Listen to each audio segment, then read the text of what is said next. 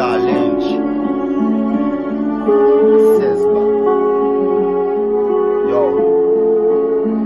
Yo, gen lou bon pa ka di, sou l ba fè ou effet négatif. La ve men de zan na ou men pou jen négatif. Je tan de kay, même si EDH pa jam ben kouan. E lwa nou de tout moun, se meye fason ka pare kouan. Pa gen klas ki tou riche, ki tou pov ou ka victime. Pa victime de pandemi sa fleur ou pa tou kouran. Tande non, gen sak di, se complice lot peyi. Fon fason pou nou we, si yo kare tout moun la. Monte kous yon moun nan zafè coronavirus sa. Sinon, se tout moun la ka pou an ak virus sa. Person pa a la bi, paske tout moun la ki nan ka evite pou l fami, please. Aplike prinsip sa, yon se pti neglijans ka fè ou. Regret pou ki gezou, si tou non yon peyi kote sistem santé. Fèm, ete fèm, fèm pa kite. Stress envayou, e mapjou, ete tan limye, apri kle nef.